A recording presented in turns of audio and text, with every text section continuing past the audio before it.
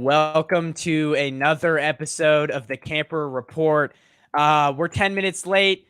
I got stuck doing something, so I apologize once again, but none of that. We've got a Jets fan. We're going to talk mainly Jets today, but also the Aaron Rodgers drama.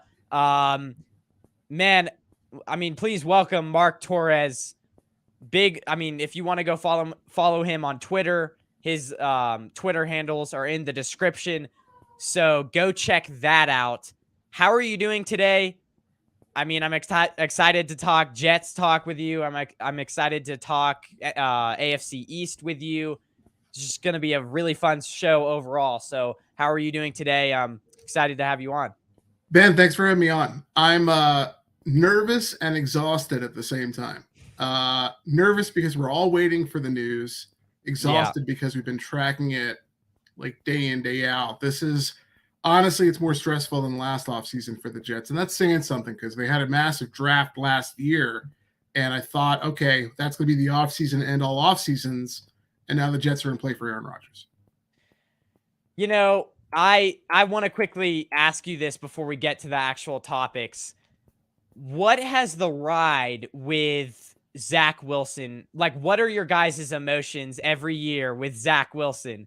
What do you think of him? Because obviously you were probably pumped when they got him. I didn't really actually think when I heard that the Jets had gotten Zach Wilson, when I saw them draft him, I wasn't that excited because he came from a smaller school and his highlights, although they were impressive, were basically of him playing backyard football. So I wasn't that impressed, but what have your emotions over the years been with Zach Wilson? It's been a very difficult ride with Zach Wilson at the helm. And I would say I'm one of maybe three supporters of Zach Wilson in the franchise.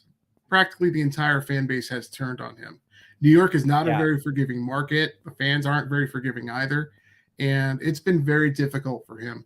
I think between the offensive coordinator not doing nearly enough to support a young quarterback, cluster injuries on the offensive line. It's really been head scratching how poorly he's done in New York. And it's one of the reasons this is I would say a minor upshot for the Jets, which is if Aaron Rodgers is landed as a quarterback, I think it's the last chance Zach Wilson will have to be a starter and actually learn from a future Hall of Famer how to play the position. Well, we'll get into a lot more of that later. First, tell us how. I know it's been something that, I've always wanted to talk to a Jets fan. I don't really know too many, and that's something that I wanted to ask once. That's the main thing that whenever I think of the Jets, I'm always thinking of like Zach Wilson and how they're feeling. So, anyways, how did you become a Jets fan though? I want to know because, how did you become a Jets fan? Yeah, well, I grew up in New York. Now I live in Colorado, but I grew up in the New York area, and I played football in junior high and high school, and all our games were on Saturdays, and then I would watch Sunday football with my dad. And he was more of a baseball fan, but I played football, so I loved football. And so he didn't really have a diehard team he rooted for because he was more of a baseball guy. And green was my favorite color, and still is. And so I started watching the Jets back in the Altoon days and Jeff Lageman, a lot of the Freeman McNeil. Like that's kind of when I started being a Jets fan. And then when I moved to Colorado, I brought my fandom with me, which it's not easy to be a Jets fan in Colorado since it really is Broncos country out here. And I've got fans of all stripes. I mean, Broncos fans, Patriots fans, Miami, the Rams. I mean, I've got Raiders. I've got friends from multiple fan bases because there's lots of different folks that move here from out of state. Yeah. I really have never seen a Jets fan in Colorado before. And I haven't even seen a 49ers fan in Colorado. Actually, I have. I have a friend that is a 49ers fan, but I think we're both in the same kind of boat here. And yeah, it really is. It's run by Broncos fans. I've never seen really anybody outside of the Broncos organization have never seen, like you said, any other fan base in Colorado. So now, then again, I don't live in a big city like Denver. So I obviously maybe if you go to a big city like Denver, there's going to be a lot more fan bases there. But since I don't live in a big city, it's just I don't get to see very many people, obviously. Well, and But what a catastrophic season they've had. I mean, with mhm, Hackett and Wilson, and now Hackett's the new offensive coordinator for the Jets because they're doing what Denver tried to do, which is yeah, lure Aaron Rodgers to town. But man, you can only hope that with Sean Payton, they're going to find a way to turn it around. I that I don't know if Sean Payton's going to be able to because I think Russell Wilson's getting older, and anytime I've said this even with the Cardinals, anytime you bring in a coach to fit the needs of your quarterback, anytime you bring in a coach that, like, I don't know, anytime you bring in a coach to that and you don't clear out the quarterback situation, it's always going to end bad. You've seen it with the Cardinals. They didn't get rid of Kyler Murray. They said, okay, we're going to bring in a coach that is willing to work with Kyler Murray. And I think it's the same thing that's happening in Denver. So I don't know if that situation is going to go very well, but yeah. Let's get into really the first topic, and kind of this is something that we're all waiting to hear. And obviously this news, Lamar Jackson's something's going to happen with him within the next few days. And I think maybe this applies to the Jets as well. If they don't end up getting Aaron Rodgers, maybe they make a run at him. Do you think the Ravens did wrong by Lamar Jackson? And according to sources, he was offered $40 million. What are your theories to why he hasn't accepted a contract yet with the Ravens? This is very interesting. I want to hear your thoughts. No, it's a fascinating topic because I think it's a situation where last year the Deshaun Watson trade kind of broke the market, and then you watched Kyler Murray and that contract get made. And this is the first time I've ever seen a contract where they included like a maturity clause, almost like a commitment clause in the contract, which had to be embarrassing for Kyler Murray. And now you've got a guy who's a 2019 MVP, right? And now, and I think he still has another gear. Honestly, I don't think we've seen the best of Lamar Jackson on the field. I think in talking to Ravens fans, they did not like Greg Roman. They thought he did a poor job. They also didn't like the receiving talent that they assembled around Lamar. So here he is representing himself practically. I mean, I know what his mom is his agent, I suppose, but really it's him managing a mega deal. And Baltimore, that's a seasoned front office. This isn't guys who just got in there yesterday, and they have a way that they like to operate and go about their business. So sorry for the long kind of preamble to this, but here's the question I'd ask, which is, if Lamar Jackson had an agent, do you think he'd have a deal? I think so, because I'm just trying to think here. I think if you had an agent, he could, not only would you be like meeting with teams, he could also meet with other organizations as well. And he could go to different owners. And right now, like, Lamar Jackson is turning a lot of organizations off because he's making all these demands. He wants all this money. But if you're an agent, I think since you're you're trained in the negotiating, like you're trained in the negotiating game. Like that's your job. So I think if you're an agent, you can negotiate a lot better. And it's just, I don't know. I think he would already have gotten this deal done. I'll add to that. I think that Lamar knows football. Negotiating a contract is a whole different thing. Is a totally different animal. And I think agents do more than just negotiate directly with owners. They also help the client kind of manage expectations. They talk them through what is reasonable, what they can get. Yeah. They might work on the deal and kind of help Lamar make sense of a deal in a way that he'll be happy with, but also suits what Baltimore's trying to get. Whereas he's at the table, and if they say something even a little bit sideways and he gets mad about it, or he decides to not have a meeting with them, I think that has complicated the issue. And I think, yes, if he had an agent, he would have a deal by now. And also, if you have to look at this logistically, like, if he has to meet with all these teams and hold down an NFL and train and hold down a whole NFL job, I mean, that takes out a big part of your day, training and working out and eating good food and whatever and getting ready for the off season. Mm-hmm. Then how much time do you really have to meet with all of these teams? So a lot of this is done over the phone, and you know how over text, over the phone conversations can go. You don't know the person's emotions, and things can come off as rude. So I think that's a big part of it as well. I also think that Daniel Jones really destroyed the market. I mean, $40 million a year. Are you kidding me right now? Yeah, Like, insane. I think really Lamar Jackson's ultimate goal is to wait until what we see, maybe Joe Burrow is next year, right? He gets his extension next year, Mm-hmm. I think. I think that's right. I don't know. I think Lamar Jackson's really reluctant because it's like Lamar, he wants to get what Joe Burrow is going to get next year. But if he gets a deal this year, it's probably most likely going to be lower than to what Joe Burrow gets next year. So And that's not usually how it works, right? Because normally a quarterback signs and it's just who is next up. yeah. And then the contracts go up from there. Like that's just kind of how it looks. Frankly, Tua's deal is kind of an anomaly, I think, in that regard. Mm-hmm. But normally it's like the next guy is going to get more money than the last guy who signed. And you would think, to your point, I mean, I would think that Lamar would want some closure and focus back on football, get his mind right, and get moving instead of trying to broker a deal. But it seems like he's committed to what he wants to earn. So we'll see how long the stalemate continues. Yeah.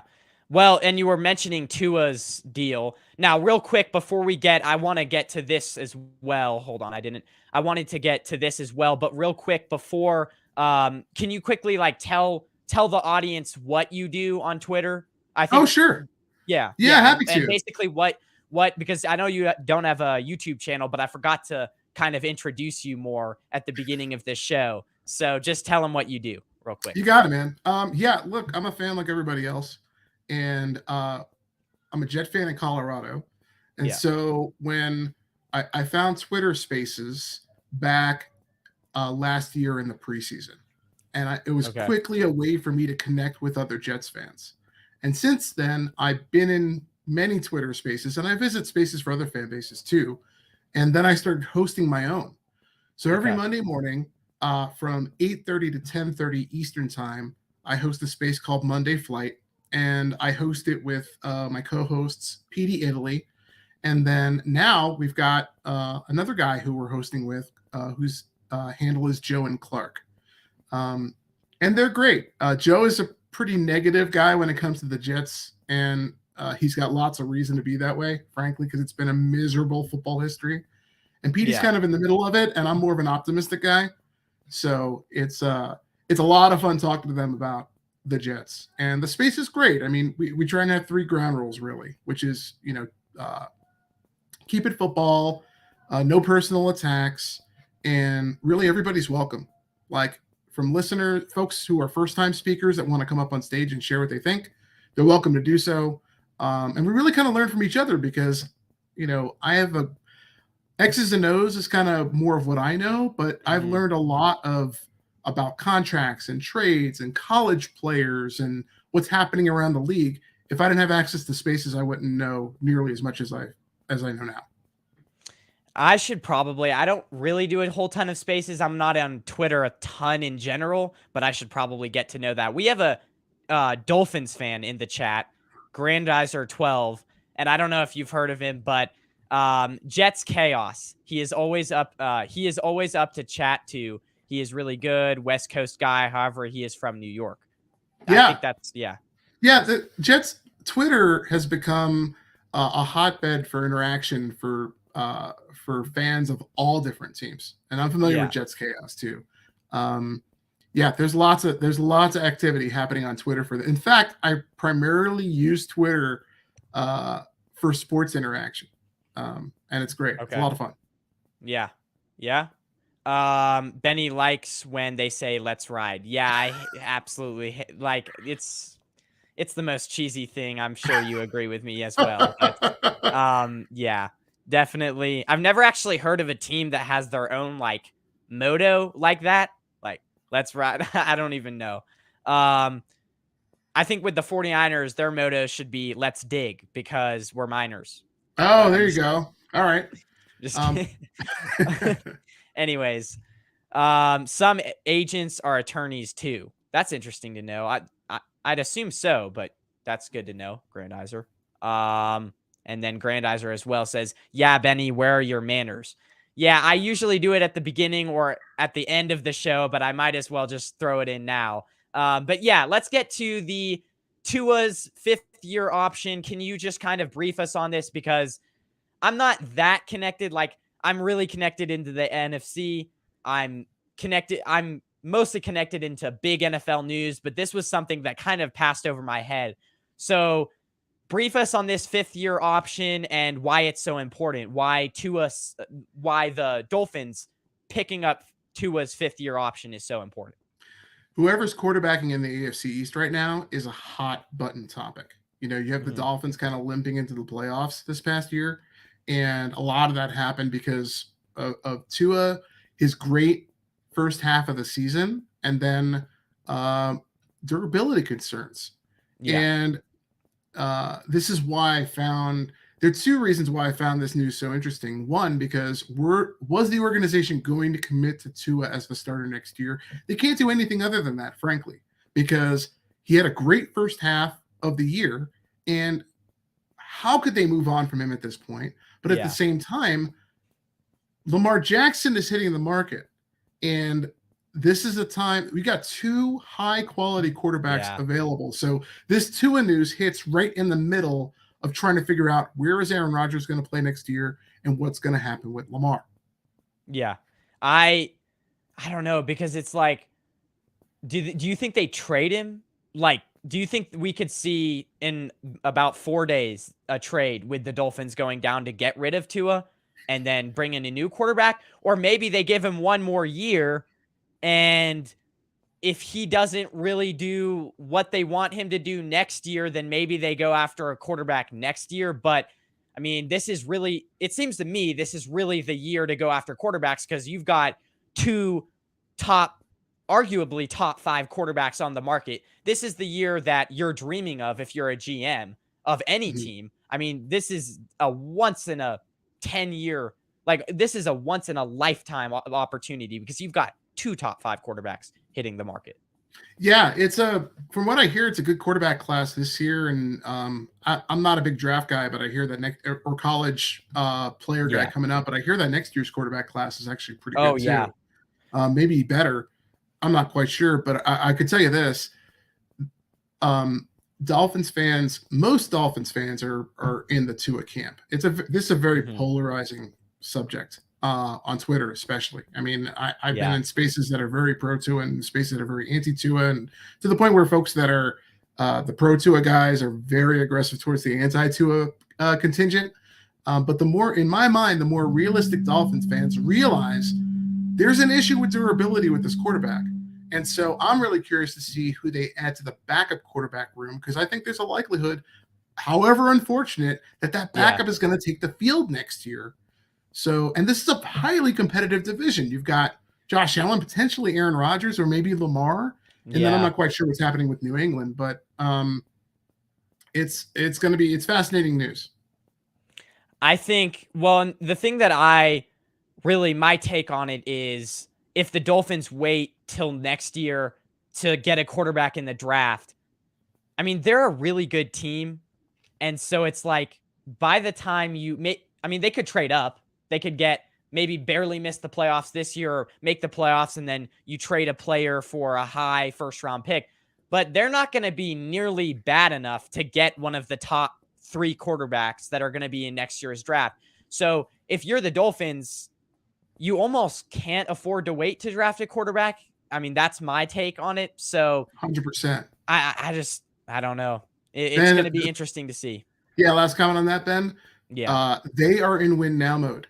You don't go get Tyreek Hill and then have Jalen Waddle on the outside. I mean, they have the best skill position players outside of Cincinnati, in my opinion, on the outside. I mean, so they are in win now mode. So I don't know if these guys are going to wait around. Okay, let's bring in a quarterback. Let's develop him. Like Yeah. they are in. If they didn't sign Tua, they were going to be in the veteran quarterback market, and that's why I find this Tua news so compelling. Well, we'll see what happens. Very interesting. Grandizer says you love that 5th-year option. Dolphins learn from what they did with Tannehill, which is what they should have done. Instead, they paid Tannehill. Was a poor decision. So that's very true. I mean, I guess Tannehill. Do you think maybe they trade for Tannehill? Well, do you think if the Jets miss out on both Lamar and Aaron Rodgers, do you think they could actually get Tannehill? That's a thought that I just came into my mind. I mean, maybe. Yeah. Right now, I think the top 3, well, I'll say top 2. It really is Rodgers. They really have stacked the deck to try to lure Aaron Rodgers to Florham Park. Right? That's number 1. And then number 2 has got to be Lamar. I mean, how do you not put out an offer sheet on this guy and try to get him in the building if Aaron Rodgers falls through? A guy of that youth does not hit the open market. He's a model citizen. Like I said, he's got incredible upside. I don't think we've seen the best of him. Number 3, from what I hear, would be Jimmy G. That would end up being the 3rd option. True. And I know that he's a polarizing subject in the Niners community. But availability again is another concern, and durability for Jimmy G. So that's kind of I was in a space the other day, and that's exactly what we're thinking would be the 3rd guy. No Jet fan would be thrilled with Tannehill under center, but let's not kid ourselves. The Jets right now, the best in the Jet quarterback room is Mike White and Zach Wilson, and they need competent quarterback play. They won 7 games without it. Who knows how many they could win with it? Well, I know that we're kind of talking about Lamar Jackson now, so let's just quickly. So obviously we've talked about this a little bit, but I want to bring a little bit of a different spin to this next topic. Because I don't know. I know the Jets don't have the most cap space in the world. They don't have they're not like the Bears or the Falcons. So I know we've kind of talked about what this next topic is. Would the Jets maybe be trading for Lamar if the Aaron Rodgers thing doesn't work out? And obviously you've said absolutely, but here's a spin on it. How would this work out? What are the cap logistics that have to go into this? Because I know that the Jets aren't the most cap friendly. They're not. I mean, this is not last year when they had cap space and they were trying to make moves. And the Jets are at that stage now where they really don't have a ton of cap room. My understanding, just reading through Twitter today, is that they did restructure a handful of deals, Laken Tomlinson, DJ Reed, and a 3rd player to try to make some space. But again, the truth of this is that they're doing all that prep work in line for an Aaron Rodgers deal. I think they'd have some major heavy lifting to do if they were going to try to take on a Lamar Jackson type contract. But I think the thing to remember is I trust Joe Douglas, the general manager, to figure out how to handle it and make it fit. And also, Joe Douglas has a relationship with Baltimore. I mean, that's okay. Yeah, his pedigree is from the Baltimore GM tree and also Philadelphia. These are both, by the way, 2 teams these are seasoned front offices, and they draft very well. So Jet fans have to trust Joe Douglas to do what's right for the team. I mean, if you guys can bring one of these quarterbacks in, there's no saying what. I think, Robert Saleh, really, I think he's just a good play caller in general. You have all this talent on your team. You have a pretty good offensive line. It's just, there's no telling what you guys could do with a quarterback. And it's with Aaron Rodgers, let's move on though to the fourth topic. Do you think Aaron Rodgers is really the savior for the Jets? And what does the trade, if they trade for him, what does it look like? I'll start with this one real quick. I think he's old. So if you're the Jets right now and you're trading for him, how many years are you going to actually get out of Aaron Rodgers? And let's say the Green Bay Packers, I'd imagine what they want for him is really high. This could turn the Jets GM off a little bit. You want 2 first-round picks for this guy, and he's not even going to be around for the long haul. So I think the savior thing, I mean, a lot of Jets fans are waiting for him to sign, but it's like, I don't know if it's a good idea at the end of the day, just because he's an extremely old quarterback. So that's just my thoughts on it. Yeah, no, I appreciate that. I think so. A couple of things that we know. Aaron Rodgers is 1 year removed from 2 consecutive MVP seasons. Mm-hmm. He played half a year, I want to say, with a busted thumb. Yeah, that's true. I think year. he still and he's younger than Tom Brady. He's a younger guy than Tom Brady at the time of Tom Brady's retirement, right? So I think he's still got some juice in the tank. The issue is he committed to playing football for at a minimum 2 years? Like, what version of Aaron Rodgers are you going to get? Yeah. If you think all those things are true, and again, if you remember, the best of the New York Jet quarterback room right now is Mike White and Zach Wilson, and Mike White's a free agent. So right now it's really Zach. They have to go get a veteran presence in the locker room. They need a veteran quarterback. They know that future quarterback play is the reason why they only won 7 games last year. So really they're swinging for the fences to try to go get Aaron Rodgers. Now, this is an interesting situation because Green Bay, I think, is finally ready to move on from Aaron Rodgers. They have Jordan Love. They want to see what they have in him. So that's part of the equation. Likewise, the Jets, they want to make a deal. They want to bring in a vet quarterback. A lot of Jet fans feel the team is a quarterback away. Again, all of this requires Aaron Rodgers to want to be committed to playing football for at a minimum 2 years. This all leads me to the deal. What should the trade capital look like to bring Aaron Rodgers to New York? I've seen some outlandish offers from Packers fans saying, okay, well, it's going to be multiple ones to spring him free. That's a pipe dream. I think age, like you said, Ben, is a factor. His contract is a factor as well. And his commitment to play the game for more than 2 years. These are 3 big factors.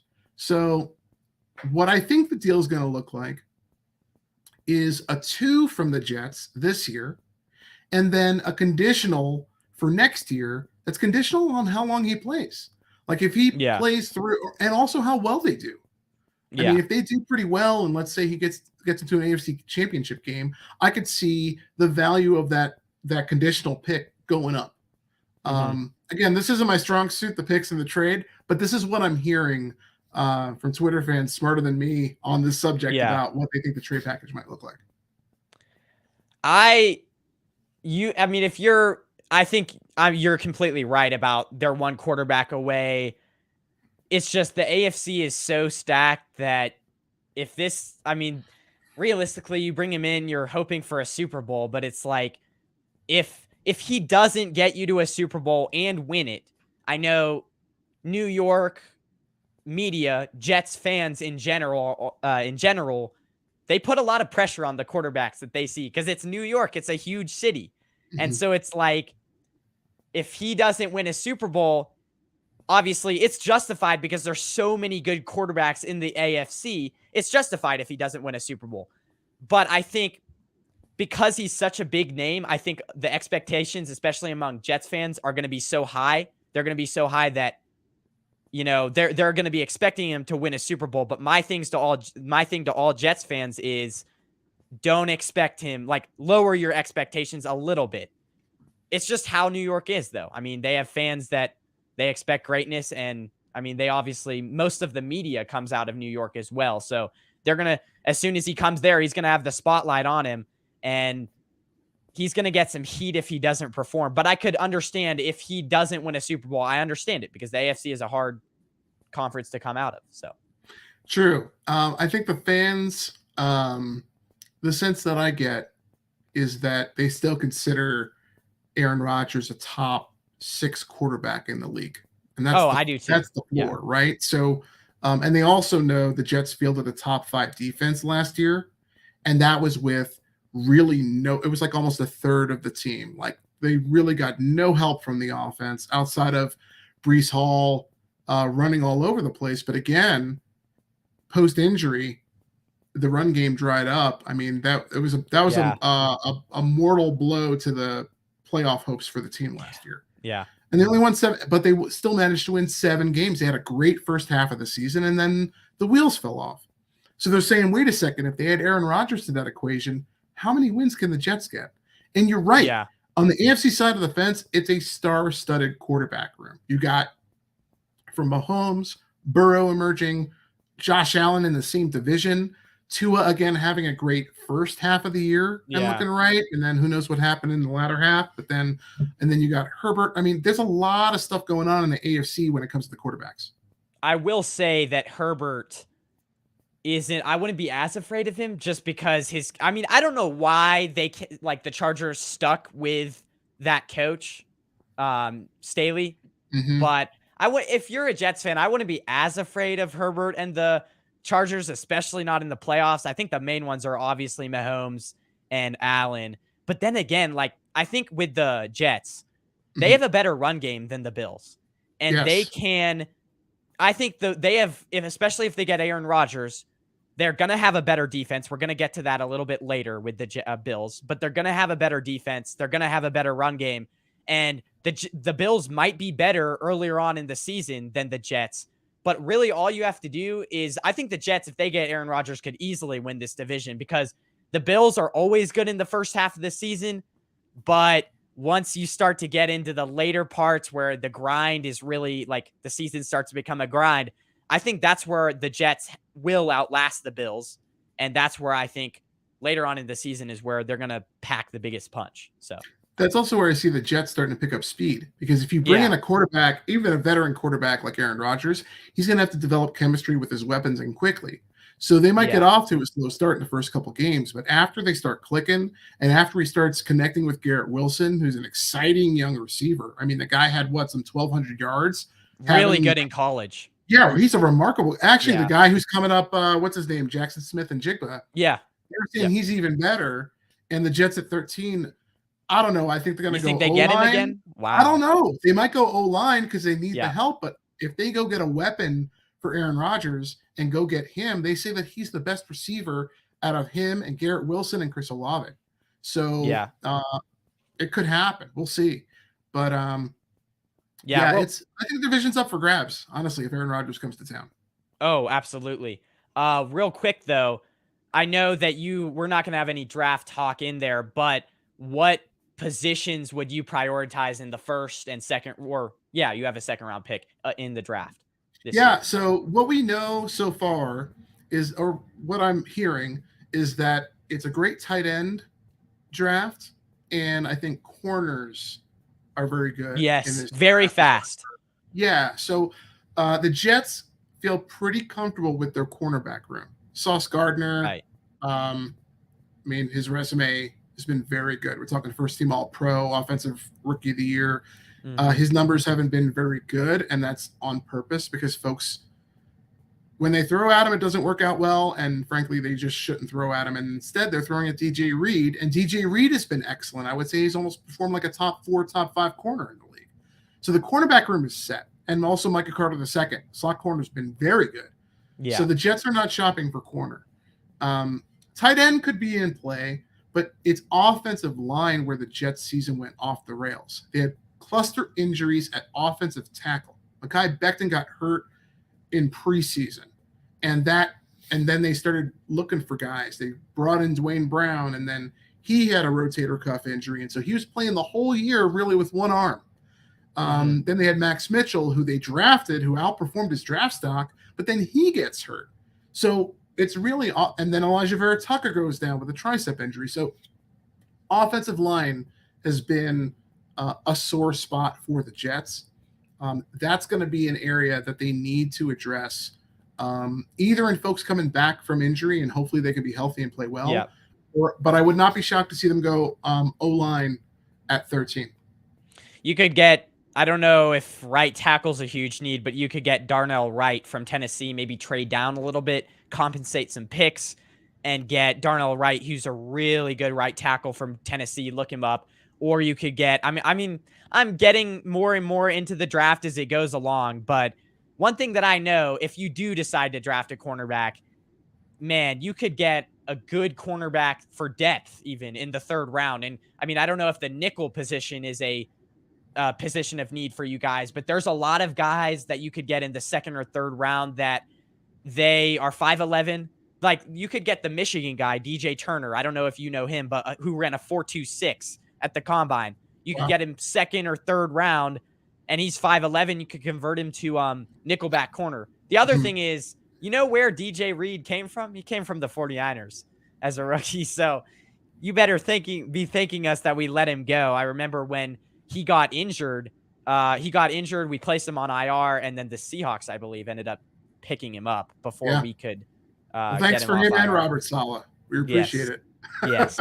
So let's get into a little bit of the comments, though, because I know there is quite a bit in here. Real quick, I'm just looking. So David McNiner, he's a big Niners fan. So what up, David? Check him out. I don't know if he has a Twitter, though, David McNiner. So check him out. And guys, if you haven't already, go check out Mark Torres's Twitter in the description as well there. So go check that out. And obviously, what's the Monday Twitter space that he has? Yeah, we call it Monday Flight. And then, if you follow me on Twitter or PD Italy or Joe and Clark, one of us will usually have a space open on a Monday morning to talk Jets. Yeah. So if you guys, obviously Grandizer will probably be pretty interested in that. He's a Dolphins fan. Hopefully he doesn't bring too much havoc to the space because he's your guys' rivals. But what up, Ben and Mark? On top of the draft capital for Aaron Rodgers. There is the big contract he has also. Yeah, we talked about that. But yeah, Aaron Rodgers, that's real mature. I'm just kidding. Definitely. That's the only other thing is like, I don't know if he does come to New York, I think because he has so much pressure by the fans, I don't even know if he would like it there. Like the whole atmosphere there. He's that type of guy that likes to be laid back, chill. I don't know. The pressure of New York, maybe. I don't know if it would get to him, but anyways, Grandizer, Jets are a young team. They have to try to make a solid push before all these players are due up for the new contracts. Yeah, it really reminds me of when the 49ers 2019, that was the same thing. That was kind of the last year. I mean, DeForest Buckner, that was his 4th year on the contract for him, and they had a bunch of like aging players on their rookie contract. So this Jets team really reminds me a lot of what the 49ers were in 2019. Yep. And then I wonder how much of an impact the Panthers trading up has on Packers trying to deal Rodgers. Will Packers ask for 3 first-rounders? What are your thoughts on that? Yeah, I think, and we can talk about this a little bit. The compensation, like his contract, which is significant. Part of the pick trade package could be, okay, well, if more picks are included, then will Green Bay offer to pay? Will Green Bay offer more cash in the deal? Mm-hmm. So I think that's more of what the conversation is.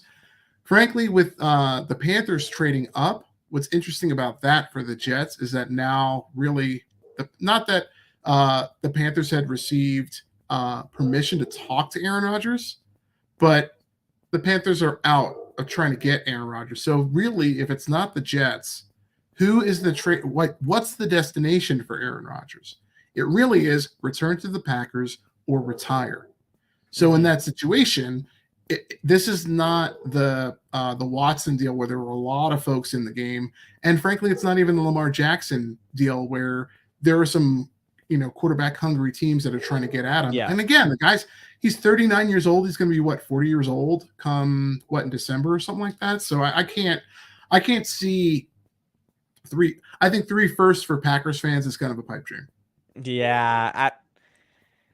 I mean, if you're paying 3 first-round picks, you're expecting me to be your quarterback for the next 6 years. Like, exactly. I just don't know. He's not Tom Brady. Like, I could see 1, 2, and 3 is even a stretch. Like, I think for 3 first-round picks to really pay off for the Jets, and you're going to the negotiating table, and you're saying, if we're going to pay you 3 first-round picks, he at least has to play for 3 years. The years that the first round picks are going to be given to you guys. And Right. there's no way he's going to.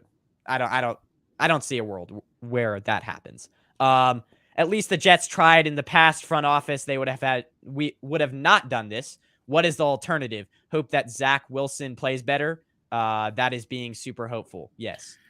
Yeah, Yeah. comment on this. Yeah, a comment on this. I mean, the fact that the Jets are even in conversations of a quarterback of Aaron Rodgers' pedigree, and could be in conversations with Lamar Jackson's camp if this stuff breaks down with Aaron Rodgers, is credit to the front office, credit to Joe Douglas and Robert Saleh for assembling a roster that really does feel like they're a quarterback away. I mean, they have questions on the offensive line, and we didn't really talk center at all, but I could see them going for what's his name, JMS, the center. I'm not sure, Jonathan Michael Schmitz, I believe his name is. In the draft.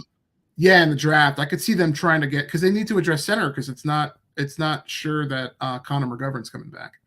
Okay. So, and the thing is, Zach Wilson, this is the best chance. Aaron Rodgers coming to town is the best chance for Zach Wilson to rehabilitate his career. The truth is, if Lamar Jackson comes to town, you're right. It's like a 5-year or more deal. If Derek Carr would have come to town, it would have been the same situation, like a 4-year, 5-year style deal. At that point, the Zach Wilson contract, it just can't work. Yeah. It'd be very difficult to make that work. So this is really his last chance. Yeah, absolutely. Now, you're saying center. There was a center now released by the Titans. I'm sure you heard. What's his name? Oh my gosh. Jones. Yeah. He's pretty. I mean, I've heard of him before. I think he's a top 5 center in the league, I believe. I've heard of him. What you guys could probably get him. I don't know. What do you think of that? Interesting thought about it. So he's an older guy for sure, but he's got an awesome pedigree. And let's not forget, so the Jets just brought in the Titans offensive line coach. Okay. Is now, so they're familiar with the player, and this center is familiar with the scheme. So he'd be an excellent scheme fit, and the Jets have a need. So it's possible they might go get a guy like this. And listen, if Aaron Rodgers is coming to town, he may not necessarily want to take snaps from a rookie center. Yeah. He may want a veteran. Look at what happened with Tom Brady when he went to Tampa Bay. One of his first phone calls was calling up Ryan Jensen and some of the other, like, let's get my offensive line under control, because he knows how valuable protection is to what he wants to do under center. So I wouldn't be shocked to see the Jets try to take a flyer on the guy, but Jet fans are not of one mind on this. Some folks are saying, whatever, go get a guy in the draft and have Laken Tomlinson come back, AVT, Elijah Vera-Tucker, maybe Mekhi Becton comes back and has kind of a bounce back year, Max Mitchell coming back from injury, and just figure it out.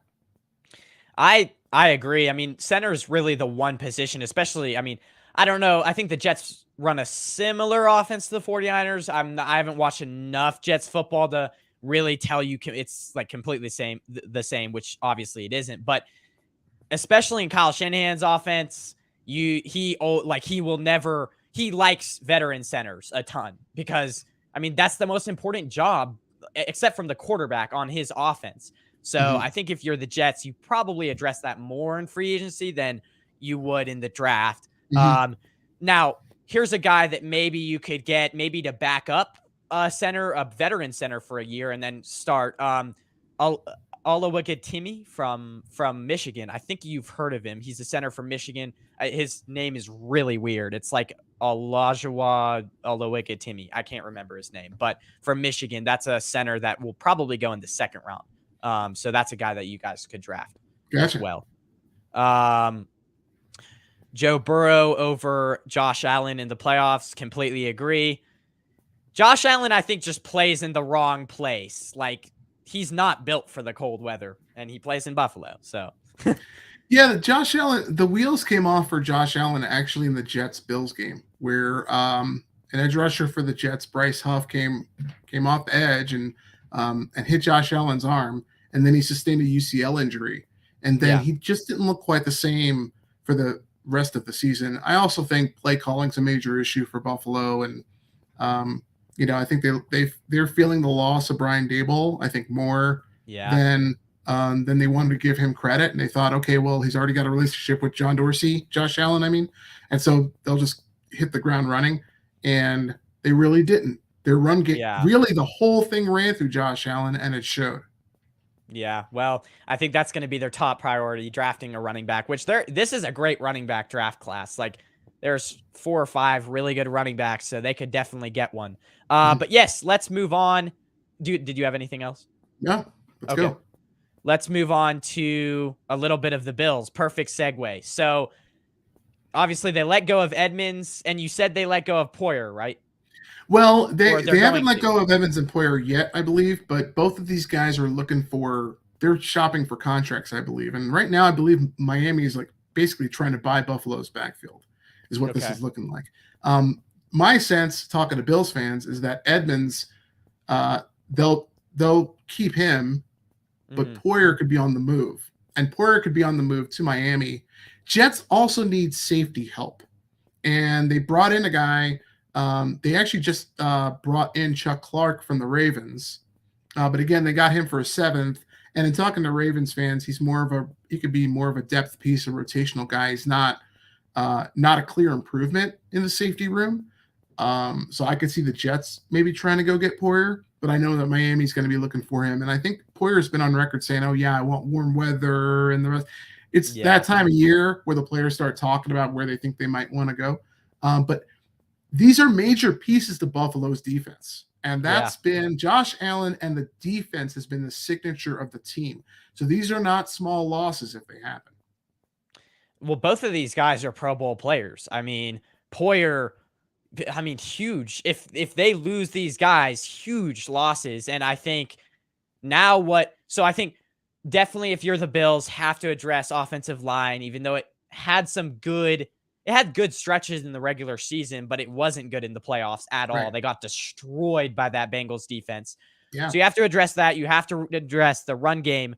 I could see them turning to, like, they were a very high scoring team last year, but I could see them turning to, obviously not as good of a defense next year, but a better run game and maybe just a better offense overall that is well built. Like, I think they just have to have a better run game next year and try to build up that offensive line. If you can do that, then maybe you don't need as much of a good defense as they did last year. I mean, that's just my thoughts on it. I think the Bills are running out of time, especially Sean McDermott. They're running out of time. And I think if you're the owner, you kind of light a fire under their, and you kind of have to just say, this is one last year, you fix the team or you're out. I think that's my take on it, because they've been doing this now for the last 3 years or 2 years, just leaning on Josh Allen's arm. So that's my take on it. And there's contracts too. I mean, Josh Allen's, that's going to hit, and they got to deal with that, deal with Diggs and his contract. I think the danger for Buffalo right now is that they're going to run the risk of kind of being the poor man's Kansas City. Because again, the Kansas City Chiefs, they got Chuck Clark, but I mean, this isn't a team that's really well known for their defense, Kansas City, right? But if your process becomes, we need to outscore our opponents, and that's how we're going to win football games through the run game and passing, and then the defense could be middle tier. You're going to have the Jets fielding a top 5 defense that's going to do better next year. Like, that's going to be tough. And if Breece Hall comes back and is healthy, now they can run the football. Like, it's going to be a complete team, I think, that's going to be able to win the division next year. So Buffalo needs to address all of their issues, I think. I think they really missed an opportunity this year because the Jets were kind of loading. They had really no offense and a lot of defense. Miami, it was Mike McDaniel's first year with Tua. Again, they got half a season out of Tua that was really, really good. So they were kind of in flux, and that's one of the reasons why Buffalo was able to take the division by some 4 wins or something like that. Yeah. And then New England went into the regular season without an offensive coordinator, really. I mean, they had Matt Patricia and Joe Judge. It was like offensive coordinator by committee. It was a mess, and it showed. So they really missed an opportunity this year. I think the road gets tougher for them next year. We'll see. It's definitely going to be an interesting conversation as this year goes by, to what the Bills do, how they structure their team. But yeah, I would agree with you on that. So let's get to a little bit of the comments though. before we get you out of here. We're nearing an hour. By the way, thanks for your time so much. This has been definitely. I don't have a ton of AFC content or AFC people just in general on my show, so it's been great to have that insight on more of the AFC that Sure, we've man. A lot had of fun. on the Yeah. past. The beauty with Rodgers. Oh, the beauty with Rodgers is he is his own offensive coordinator. Yes. 100%. I think we're seeing Rodgers in a very similar state to where Peyton Manning was near the end of his career, to where Tom Brady was near the end of his career. Like, these are guys that they know the system that they want to run, and they can run it very well. And the Jets need that. They have a young wide receiver core. They've had some issues on the O-line, and there's no quarterback I would trust better to help a center and help call out protections than a guy like Aaron Rodgers. And he's going to be able to look off defenders, and he's going to hit guys that are open, and he's going to go through his progressions. Like, he knows this offense inside and out. Right. Well, let's see. Hold on. Is that a dog barking? I do have a very squeaky chair. I've got a dog here too. You may have heard that on stream. Yeah, well, I mean, I have like every time I need to put some WD-40 because every time I move, it's like, like, it's bad. So, Jets did it correctly. They build the team, then added the quarterback. The issue is that Zach Wilson has not worked out thus far. Still time is ticking. I think, this is a little bit interesting because usually if you're a coach and you come into the team and you draft a quarterback, and that quarterback doesn't work out, you're usually fired. So it's kind of interesting that Robert Saleh hasn't been fired. And I think with Robert Saleh, I think he came into the team and was looking at all of these quarterbacks, and he didn't. I mean, he's a defensive coordinator, so maybe he didn't know exactly what he was looking for, and it was a new regime. So maybe they just went with the best guy available and didn't really do their due diligence with all the quarterbacks, and they just kind of winged it. I mean, that's just my instinct. It was a new regime, and they kind of just said, let's pick the quarterback that we think is good. But I mean, yeah.